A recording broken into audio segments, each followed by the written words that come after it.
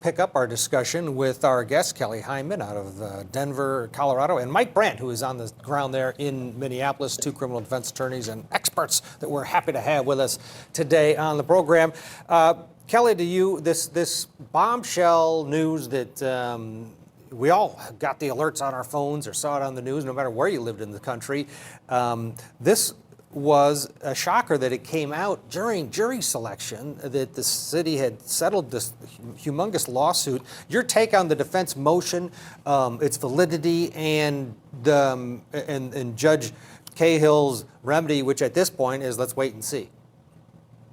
Right. No, I think the judge is smart. I was very interested to hear that they decided to do that motion in regards to saying, we can't have this trial here. I think it's too little too late. I mean, you can't, help what comes out. But I do believe that there can be a fair and impartial juror and can listen to the evidence. And the prosecution has the burden of proof and make a determination on the facts that are presented to them. Mike Brandt, you're on the ground there in Minneapolis. How pervasive was the news this weekend in the Twin Cities, and what's your take on the defense motion? Well, obviously, it was huge news. Like we've heard, it made all the headlines. We all got alerts when it came out on Friday afternoon, and I think everybody's jaw dropped, not just at the amount of the settlement, one of the largest settlements in history, but also the timing. And that's the part that was, I think, caught everyone by surprise. Something that was discussed earlier is when that Mr. Nelson argued when the settlement came out in the Noor case, they announced the settlement after the verdict within, I believe it was 1 or 2 days of the verdict in the Noor case, which suggests that they were sitting on that verdict. It's certainly suspicious that the timing here right now that it came out, in the middle of the jury selection. And yes, I mean, obviously, we've already heard from one juror who has heard about the settlement, and that has affected whether she could be fair and impartial. And it'll be very curious to see which of the other jurors that have already been seated, how much they have heard about it. I mean, obviously, Judge Cahill had a lot of options in how he could try and draft a remedy to what was released. At a minimum, Mr. Nelson and the state will get to talk to the jurors that have been seated to see the impact that has. Yeah, and he may bring in the 7 originally to talk to him, as you mentioned. So, Mike, again, back to you. Were you shocked as an attorney that your mayor, who's an attorney, the city council, one of the members of the city council is the son of the attorney general, would release this during jury selection in a case that is so pivotal for the city? Yeah, it was really surprising. Like I said earlier, I mean, they know what they're doing, and yeah, Mayor Fry is obviously an attorney. I mean, there's other attorneys involved in the city council, fully aware of what they're doing. And I don't know how anybody could suggest that this would not influence the potential jurors, could not influence the public. It's all but saying, the Minneapolis City Council thinks that Mr. Chauvin is guilty here. And that's pretty powerful stuff that we're seeing right here in our community right now. Yeah, Kelly, I mean, it seems like it was you could tell Judge Cahill was not happy about it, and rightfully so. What's the point of why not wait, like in the Noor case, get your deal set, and then announce it regardless of the outcome of the criminal trial? Right. Well, there's two schools of thoughts. There's one is, it happens and you want to be transparent and you want to let the American people knowing what's going on. And then there's the other point to hold on to that information and wait until the trial is over. Hopefully, and I'm optimistic that the jurors will be impartial and listen to the evidence, and based on the evidence, make a determination on whether he's guilty or innocent. Yeah, well, I think Derek Chauvin just won his appeal, though, if things don't go his way during this case. We're going to step aside, take a break, talk more about what we saw today, and specifically the jurors that are now on the panel. There are 9 of them, getting close. Stay with us. You're watching Court TV, your front row seat to justice. Please. Yeah, across the street, Parks watching. Please. 2 other people with Please, him. I can't breathe. Is he breathing right now? Check his How long pulse. can we have this conversation? Check his pulse. Okay. The police officer was putting all his might into my brother's neck. He's telling the officer he can't breathe. The cause of death is what was seen at the time of the death. He couldn't breathe. Asphyxia due to compression of the neck and of the back, and that's homicidal. She wanted to know how he died. And the only thing that I can tell her is he couldn't breathe.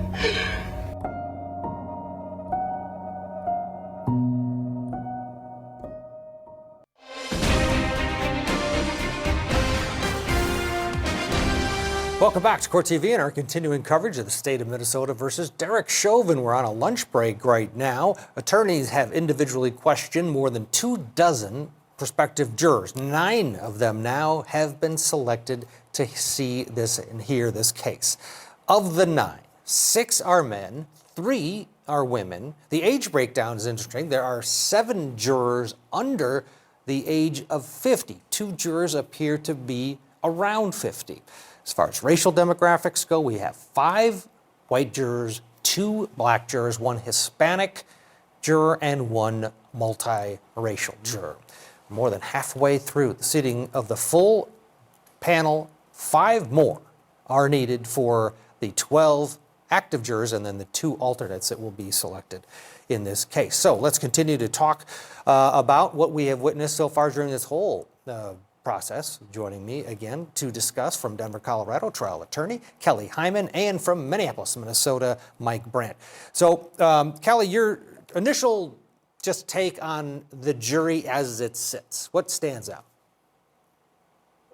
Well, I think what stands out to me that it's going to be a diverse juror. I mean, I think that's key. I think we need people with different perspectives, different background, different points of view to represent peers of our community. I'm happy that there are some African Americans on the juror and some Hispanic. There were some issues or concerns about Hispanic jurors being excluded, and I hope that doesn't happen in the future because I think it's really important to have a diverse juror reflecting the community.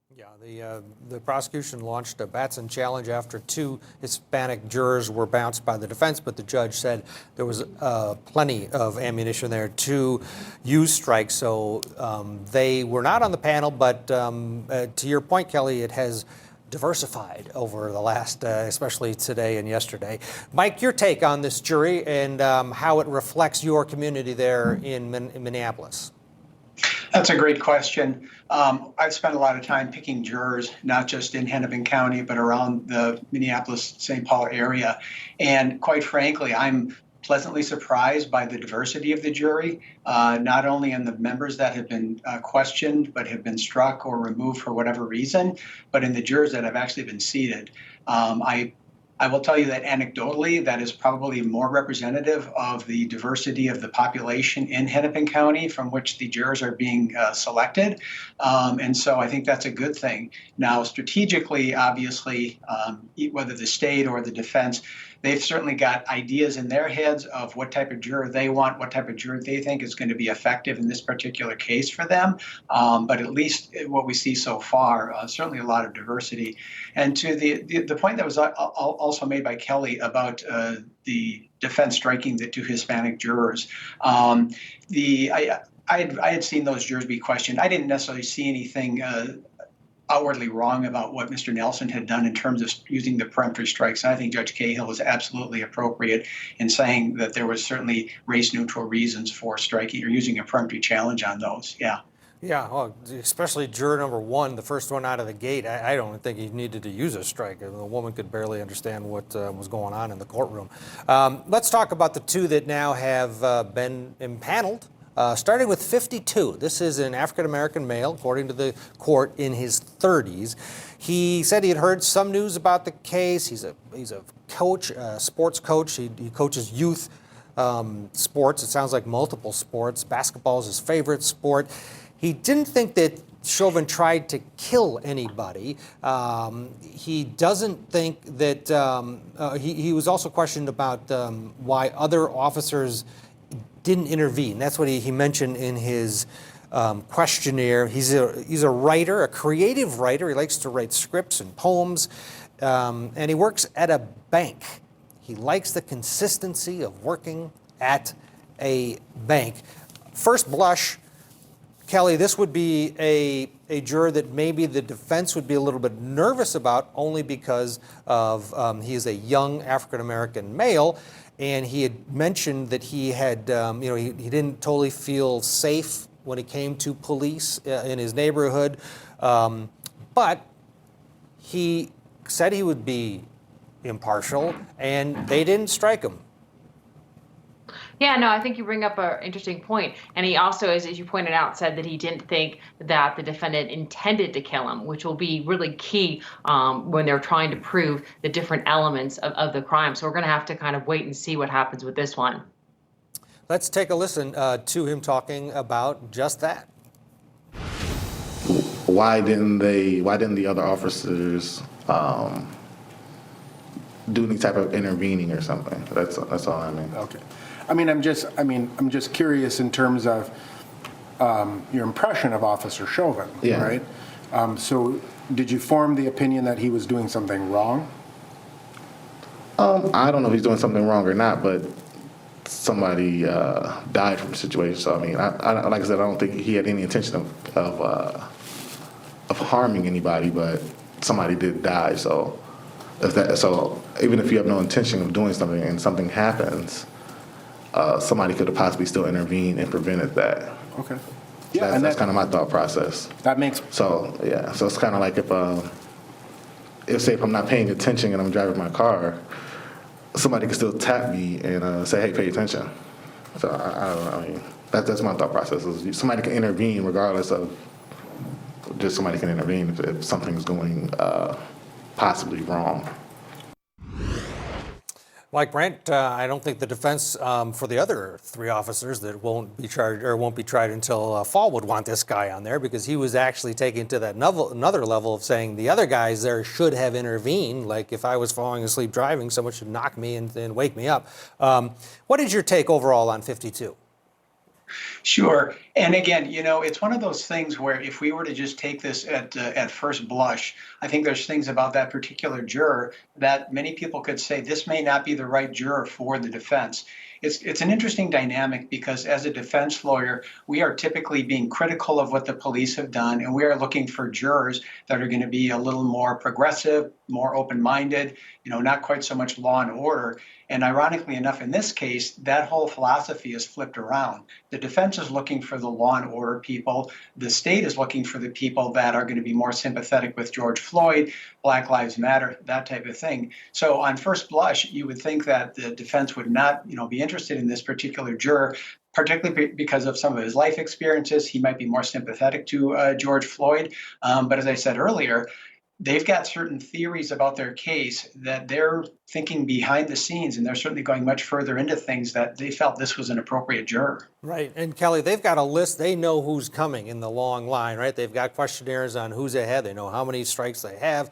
And frankly, if they would have tried to use a strike here, a Batson challenge would have immediately been issued. And I don't know, would that factor into their decision? I mean, who cares if they challenge you and you lose your challenge? If you don't want someone on there, you should try your best you should use a strike, right?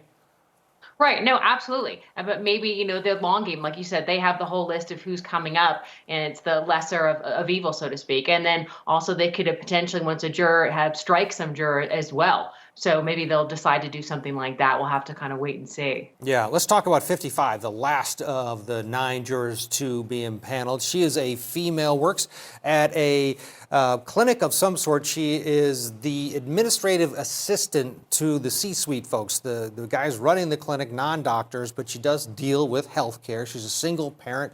She revealed that her late husband passed. She is a motorcycle rider, says she hasn't been to Sturgis in many years, but I thought that was interesting as one of the first questions the prosecution wanted to know. Are you one of them Sturgis people?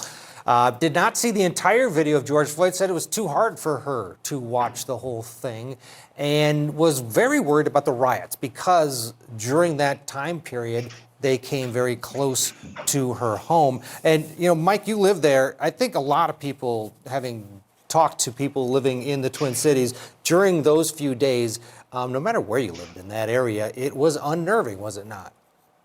It was very unnerving. It was interesting listening to that juror. She was talking about the riots that were taking place.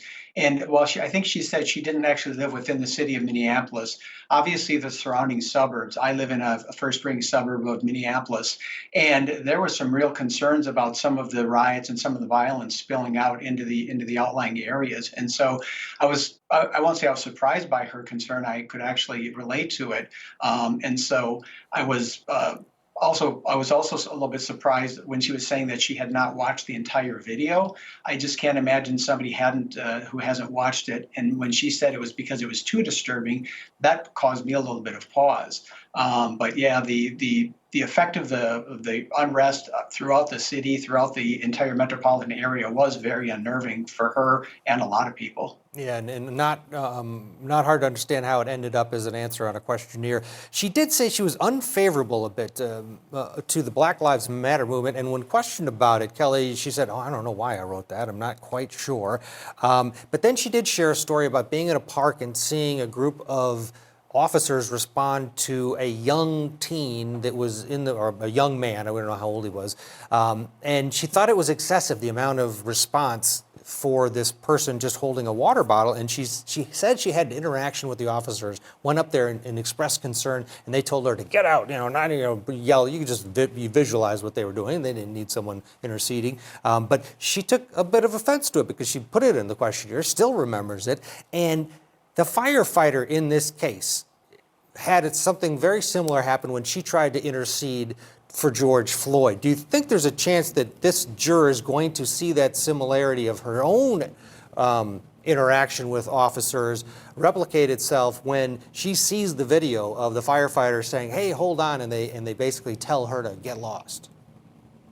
No, Ted, you bring up a really good point. As healthcare workers, they want to help people, and that's what they do. And so it's potentially possible when she hears the evidence from the firefighter saying, I was saying this stuff, I wanted to help, that basically that I was blown off and do that. I think that'll be a really interesting point. Yeah, and whether or not we'll ever find out that, who knows? It would have to be a full disclosure from a jury press conference, which in this case, I don't think we're going to get for many, many months or years. Both of you, thank you for your time. Appreciate it this afternoon. We're going to step aside and take a break. When we come back, it's time for the Daily Sidebar. Stay with us.